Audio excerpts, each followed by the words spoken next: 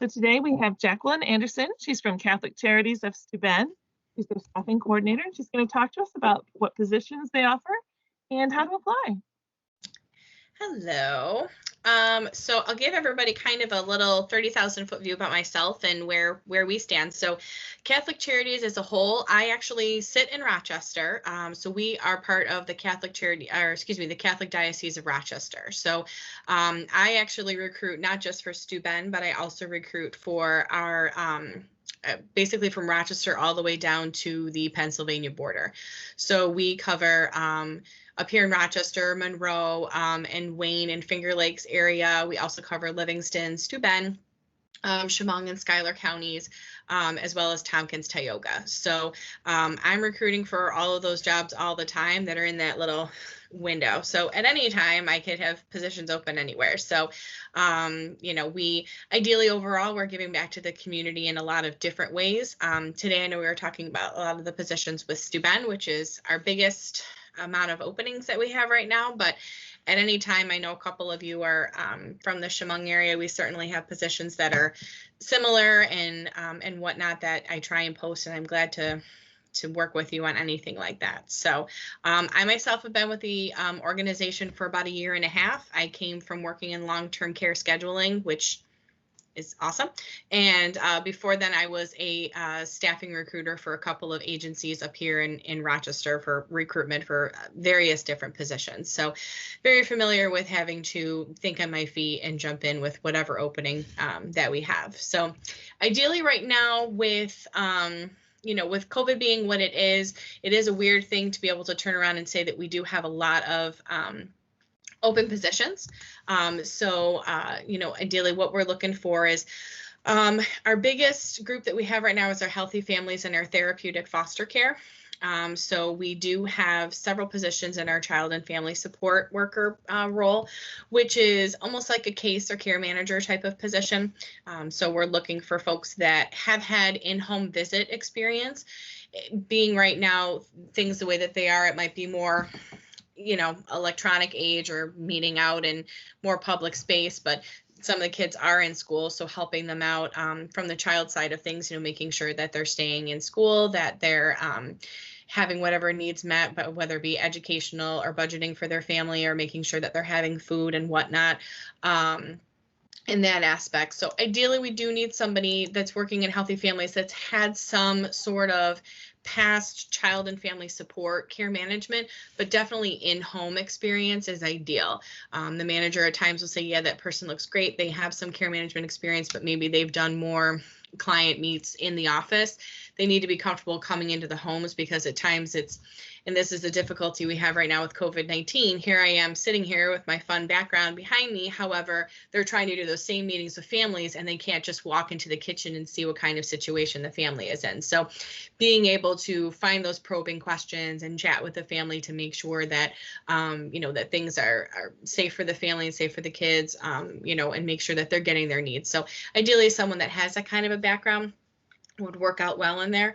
We do have a clinical program supervisor position that's available. That is a little bit more on, definitely has to be somebody with a clinical and supervision experience. It's certainly not one where, that one's specifically where we need to have their master's in social work. I'm always one to say if you have the experience over the education, we certainly do that, but certain positions, as we all know, statewide and whatnot, have to have those certain backgrounds in social services. So, and then, we certainly have different positions within foster care that we're looking for just to help out with the program that's called Kinship and Healthy Families. It's just day-to-day management of, foster care services and making sure that if they're in the foster care system, that again, that they're getting their needs met. If they're in foster care and they are having visitation with their families, helping to set that up and move things through the process. We also have our Turning Point program that just has an opening that popped up right before we had this meeting all set up, which is our pantry assistant, which is working along with our food pharmacy program. It's more of an administrative position, but someone that has past food pantry type of experience, nutritional experience, would be great, and a very organized person, because they are helping to schedule the volunteers and schedule the workers that work in the, in doing the food distribution for the food pantry that we run with Turning Point for the families, is great. And then we do have our daycare as well, which we actually have a daycare that's in Bath, New York. And we also have folks that work in our Laker program, which is at the school in the area there. So a lot of those positions are part-time. They're typically Monday through Friday for sure, because it's obviously during when the kids are in school or people are working. It's not necessarily on the weekends, but it's a nice something for someone that maybe has daycare experience or teaching experience. Unfortunately, just because of the needs of the state and Department of Health and what they have to have at least 6 months to a year of daycare experience. It can't just be that they've worked with children before. I myself am a mom. I couldn't take that job because I don't have that daycare experience. It is a requirement that they have to have that.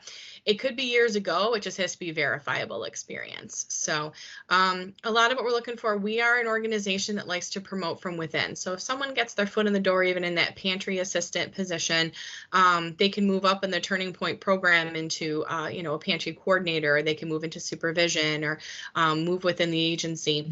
I'm sure some of you may have seen, we are merging our Livingston and Steuben agencies together at the beginning of 2021. So that will open up a much broader way for us to be able to help out in both communities, which will be really nice, but it'll certainly create some growth too. So any questions I can answer right now before I go into applying and what we do from there? So let me ask you this real quick, Jackie, if you Sure. don't mind. No. So, with the child care, say they just got their child care assistant certification, would that take place of the experience per se? Because I would think so. Okay. Yeah, I would think so. That is definitely because you have to have that experience in that kind of a certification, even if it's the training. I think it's the understanding of, I know from personal experience, my kid isn't just kind of placed in a room when she's gone into daycare and they feed them once and then I come pick her up 6 hours later. They're teaching and helping them grow in different capacities. So I think that will be fine. That'd be a good question that I could ask the manager as well, but I would think that kind of experience would probably cover it too. Wonderful, because I think that would work on behalf of one of our other programs. I just wanted to verify. Yeah, Thank you. That's a good question. Yeah. So the way that we work things in general, we have an online system that I use, but I post almost everything either through, Department of Labor and wherever else I can get for free, because we're nonprofit, of course. So anywhere that I can post it, and as well as Indeed in our own website. We try and post only active jobs. I don't put like a time limit on them. If it's posted, then it's certainly an open position. I've been in recruitment a long time, and I cannot stand when organizations post a job that's been out for a year and they filled it 6 months ago. So if you see it active on our website, it is an active position for sure. For example, some people do see that we've had the child and family support worker for quite some time. It's because we've had 1 or 2 positions open in it, and it's been a little bit of routine of moving people from one position to another.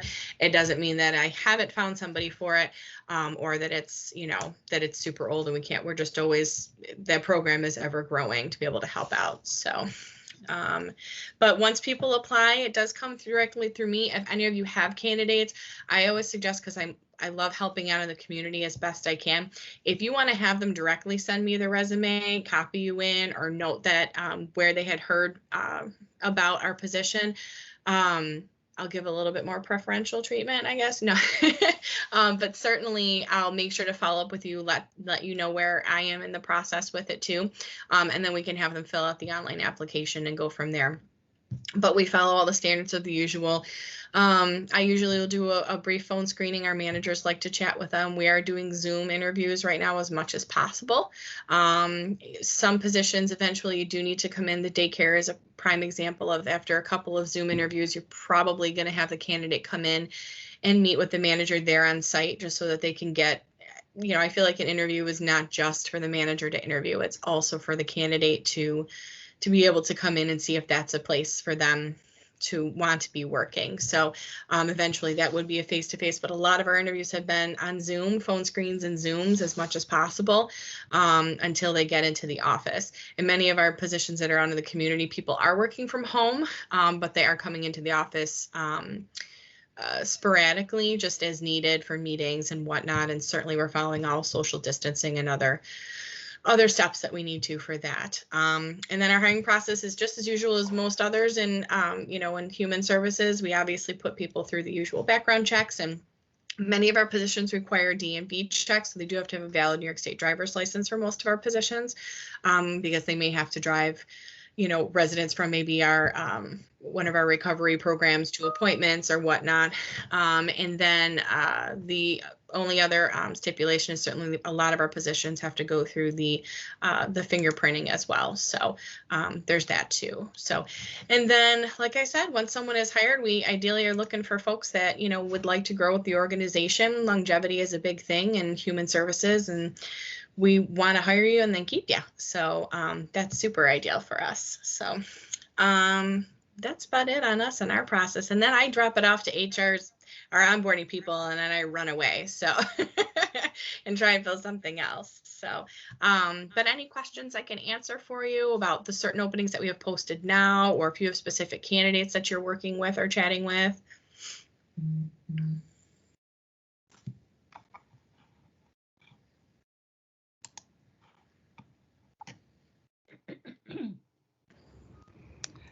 I know it looks like there's a question in here that Kim had asked. How do you know when the position deadline is? I was like, oh, there it is.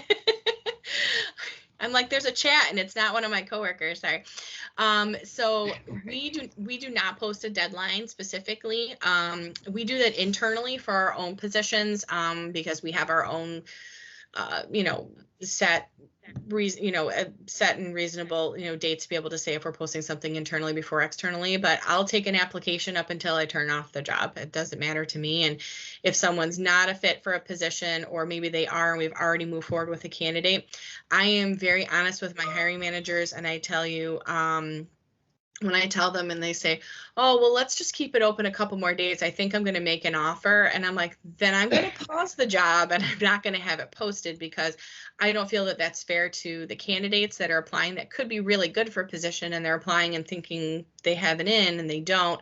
Also, especially in, Steuben area and down this other tier, it's, small town and it's small area, and people will talk and saying, hey, yeah, I applied for that job too, and I never heard anything. All I ever got was a rejection letter saying thanks, but no thanks.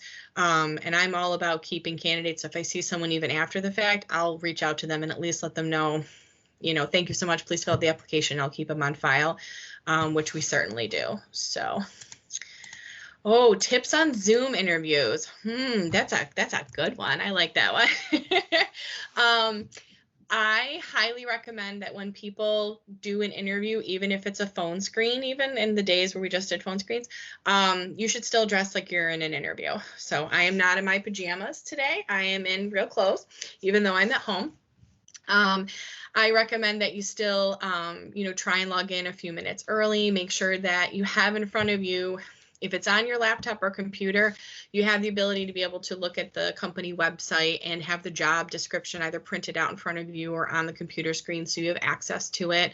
That you make sure that you find a place, just like in a phone screen, where it's quiet. I realize we all maybe have kids at home or people are working from home, but try and find that time that works out. Maybe it's, for example, I have my daughter's home every Wednesday, so I try not to have calls in the morning because she's doing school, because I need to be available for her. But in the afternoon, she's off doing crafts and I do my calls then, so I know that I can separate myself. So I highly recommend trying to find that time. And if for some reason you can't, preface the interview and saying, I could do 2 o'clock on Wednesday afternoon. My daughter is home from school, so just to let you know, I may have someone coming in asking a math question. It's 2020 and a pandemic, so we understand, at least from my aspect, I don't mind at all. We all have family and people that, are in our real lives. So, and a Zoom interview is just like a face-to-face. Still, you want to have your questions at the ready, and afterwards be sure to still send that thank you and, elbow bump the screen. I guess that's kind of the difference, right? When will we be back to shaking hands? That's what I kind of miss, that personal interaction. But I say still treat it just like, you know, you would have even a phone interview. Find that time where it's quiet and a space where you can focus completely on it, because no one wants to be like, oh, here I am on my phone and here I am answering something else and let me eat my lunch while I'm doing. I mean, leave all that stuff for another time. So that's a great question. I like that one. So let's see here. Any other questions at all? You can chat them or shout them out. Send me flags. Can you actually hear me? Yes, I can, Marcella. Hello. Okay. I finally figured out how to get on. I've done it before and did it that way, but it didn't work this time, so I took the other option. Yeah. You're good. I can see and hear you. Yep. Okay. Jackie, you mentioned that you recruit all the way down through like the southern tier, because I know that I work, you know, closely with the Catholic Charities of Chemung and Schuyler counties. Mhm. So, I mean, you know, who would you recommend, you know, going through you or going through the local entity as far as perspective? Does it matter? I mean, is there a preference? It's all me. Okay. I am the staffing coordinator and recruiter for all the agencies Perfect. there. Yep, it is me. So they would Okay. just refer you to me anyways. So the Okay. process is still the same. It's still applying on the website or applying on Indeed. Those resumes still come through me. Chemung Schuyler does it slightly different, where I'm not as involved from the pre-screening side of things, but we all are, you know, I'm still involved in getting resumes and forwarding them on. So yeah, most definitely. I mean, we down there, we just opened up a new residence down there. I know it's called La France, but I'm not sure whether it's on a La France road or if it's called La France because it's the name of a program. But it's a shelter that we're having with residences living there. So yeah. It's on So the road. oh, perfect. There you go. I was like, Yeah, I just familiar wrote the with job it. description. I'm like, I don't know. So Yeah, it's because it's on the road. okay, Yeah, perfect. it's a nice facility. Yeah, like down there, we actually have a couple positions. We have some like housing assistant positions there where you're actually physically working in the house and helping out for those that maybe have emergencies, depending upon the shift you're working. And then we also have our Providence Housing, which is a separate affiliate of the diocese, but they are under our auspices. They actually do all of the maintenance for there. So I actually have a property manager and a maintenance assistant down there right now. Oh, nice. Yeah, Okay. so I literally just posted those this morning, so those should show up soon. So That's wonderful. Thank you so much, Jackie. I appreciate it. yeah. Kim, I'm not sure. I'm looking at your question now, so hold on one second.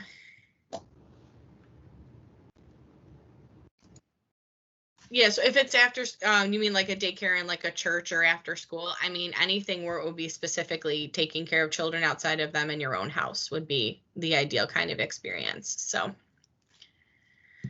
how important are cover letters? That's a very good question.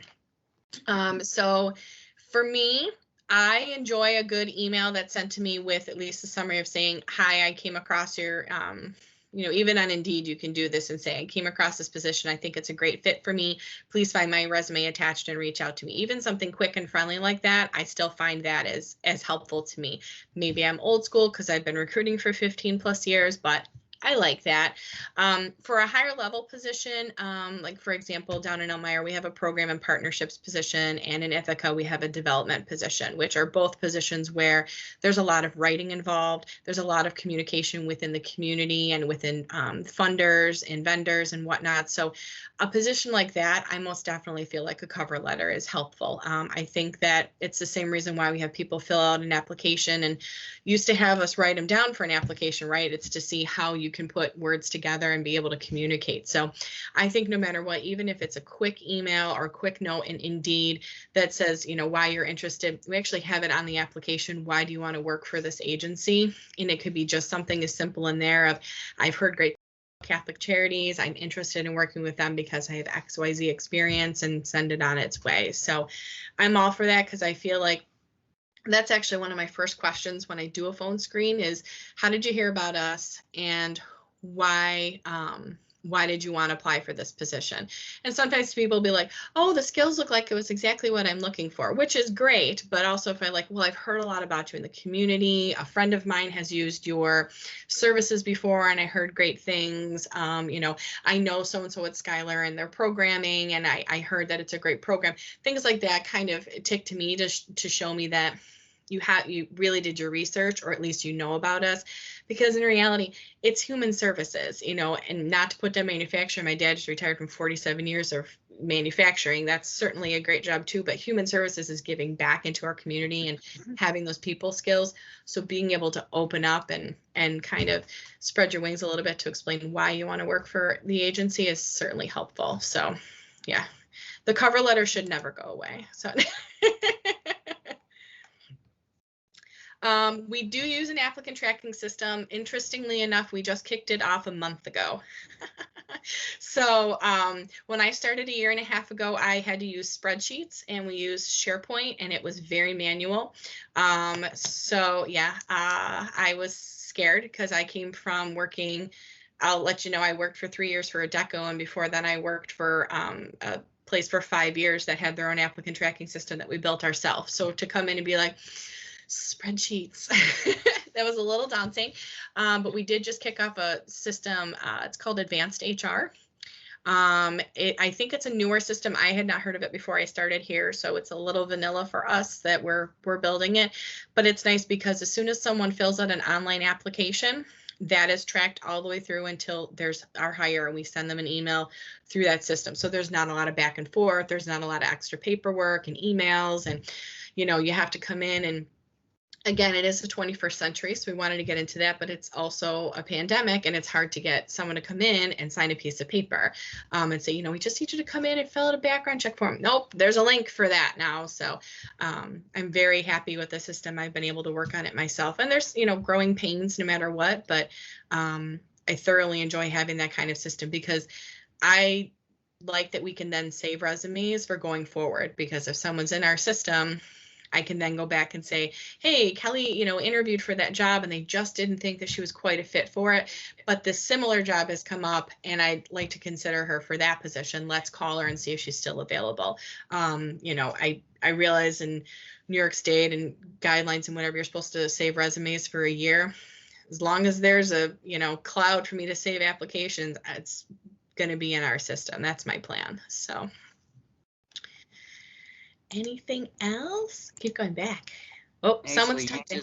You just answer my questions, because I know some ATS tracking softwares only hold the applications for so long, 30 days, 60 days, 180, whatnot. Mhm. So that's good to know, because sometimes they'll say, you know, after 60, 90 days, you know, send it again so we have the most current and up-to-date information. Yeah, and I'm of the, for one, I know the training that I'm supposed to have it for a year, but if it's been 6 months since they had applied, I usually will ask again for a couple reasons. One is your reason for working for us might have changed. Your past skills could change too. I mean, maybe you weren't employed 6 months ago and you applied with us, and now you have been employed for 6 months, but it was a contract and you have different experience. So yeah, if that's the case, I certainly would, but we would keep both. I would never delete the other, and you know, because you never know what kind of skills will be in there for the future, which you know, I've gone back and filled positions where I had a resume from a year ago. So the IT people may hate me, but it's okay.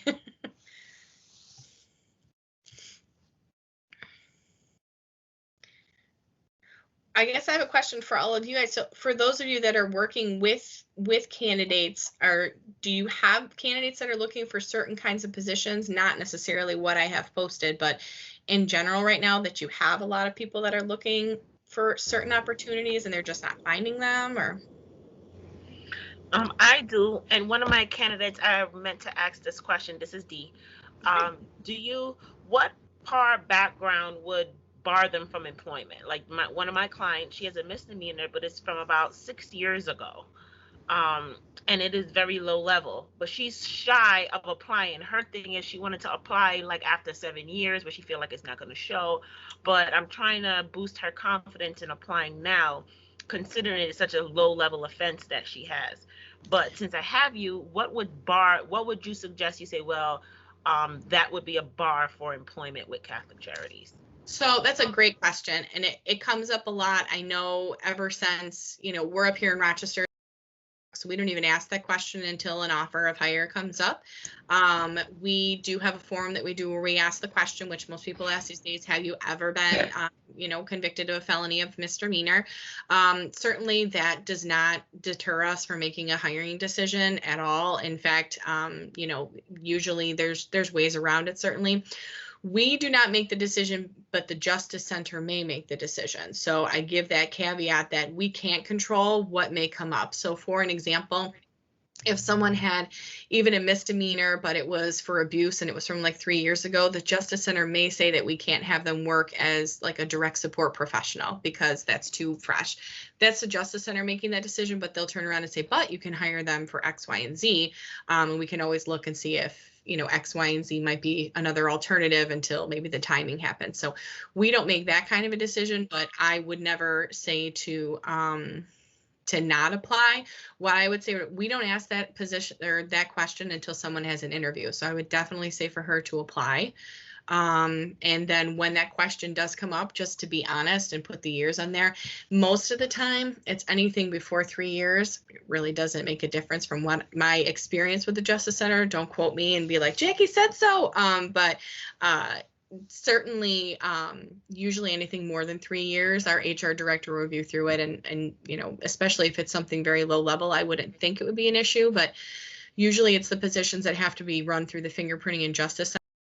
And they may come back, but that's obviously, that's a safety thing that they're running that for a specific reason. So does that kind of answer your question, Dee? Yes. Wonderful. Definitely have her apply. I know down here we don't have in Chemung, Schuyler, or Steuben counties in the southern tier, we don't have Be in the Box. So that definitely can be challenging for those in this area because employers, like you said, once they extend that offer, it makes or breaks it.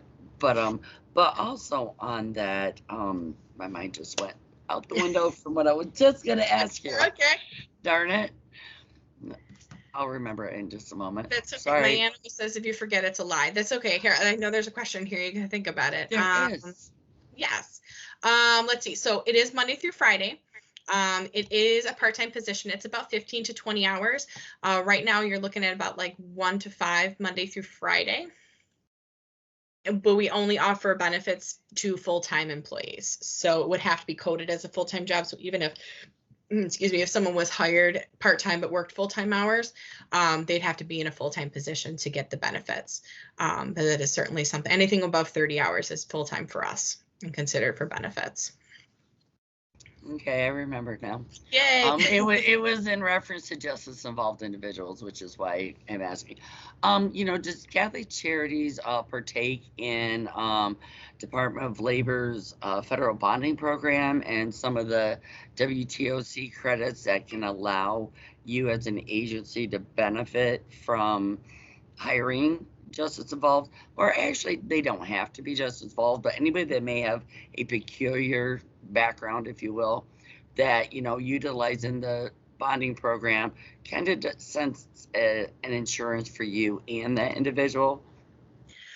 We would. It's not something that I know of that we take advantage of, and I know there's so many programs that help out in the community for various different candidates for different reasons. So if there's information you'd want to email me, Carrie Ann, for me to chat, we would gladly do that. I mean, especially in the situation that everybody is in now for wanting to find work and the fact that we have openings, I would think that would certainly work out.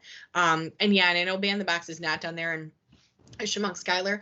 We don't change the way that we process that questionnaire after an interview for any of our 10 agencies. That question does not come up until after, and we train our hiring managers to say, don't even have them fill out the form if you're not even thinking you're going to go forward with them. But if you think that this is a candidate that you're going to want to go to the next step for, have them fill this out now, just so that you have it and it's at the ready. If nothing else, it prepares us that there might be something that we have to run by our HR director, or if we know we might take longer for the Justice Center to get back to us. But my HR director is all about giving people a chance. And believe me, there's been lots of times I floated it in front of her and she's like, oh, it's 5 years ago. Whatever, Exactly. So, Exactly. it shouldn't, I mean, in some instances, for an example, it could be someone is worried because they have a DUI and it's from 5 or 6 years ago, but they have a valid driver's license, they have a car, and they've been working all this time, even when they had the incidents in the first place.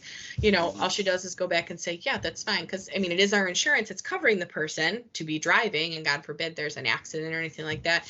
But, at the same time, it was 5 years ago. And, I mean, nobody's perfect. Yeah, So. life happens. Yep, That's for exactly. sure.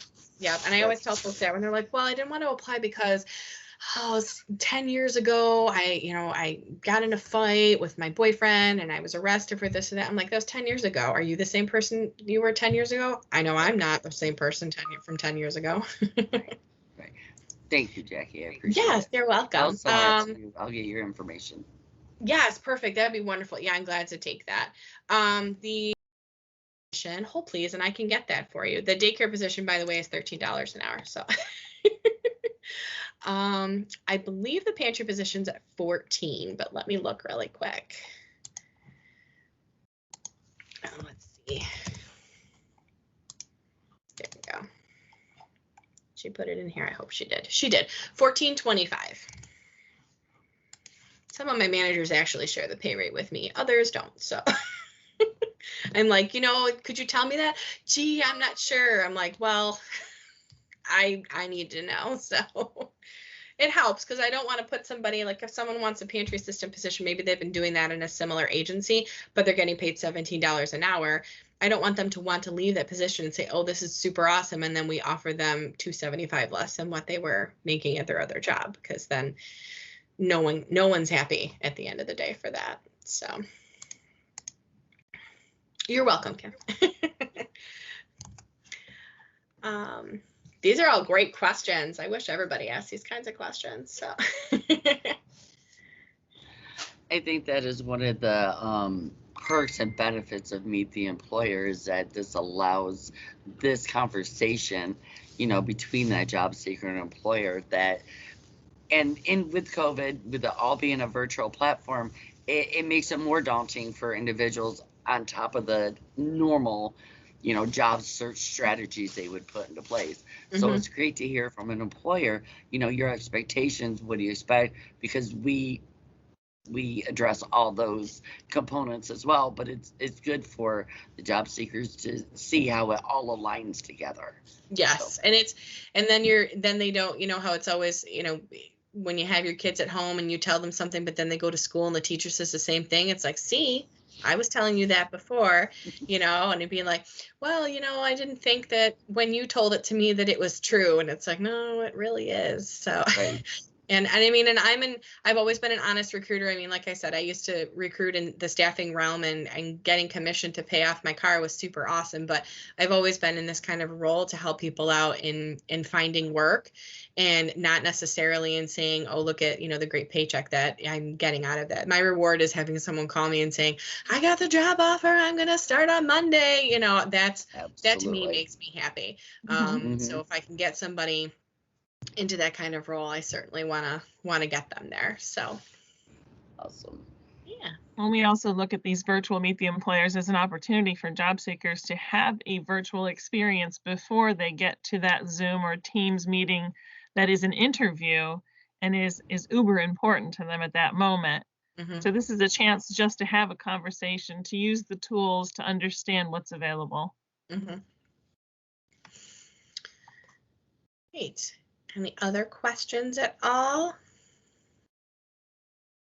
Nope. I answered everything. And yay. If any of you have candidates that, as they go through, if there's candidates that are they're not sure if a position that we have posted would be a fit for them, or if they're just interested in working at the agency, I'm always, oh boy, here they come. I'm always glad to review through a resume and give people feedback or let them know.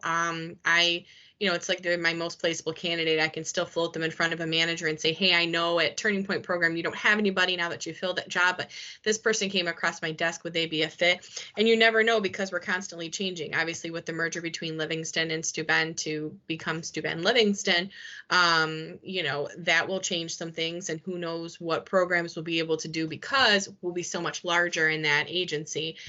So if that starts to come in, you never know if we would have an opportunity that would come up that could be a fit for someone. No, so the fingerprinting is paid for by us. The question was, does the candidate pay for fingerprinting? Absolutely not. So what we do is, once someone gets an offer, it's kind of two separate parts of the process. We take our part, which is sending out, DMV checks, our state and non-boarding tax forms, all our fun stuff that we need to get someone paid. The agency specifically sends out Justice Center forms and other internal forms that they need to run for state checks.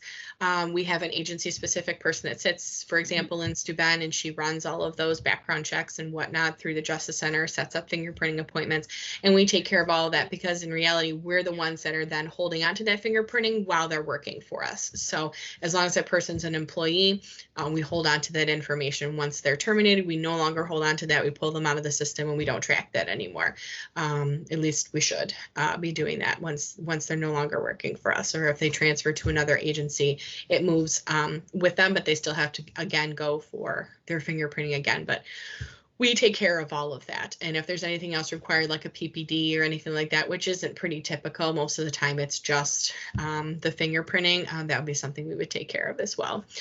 We do have driver positions that come up, and there's mileage and whatnot that we reimburse for all of that. So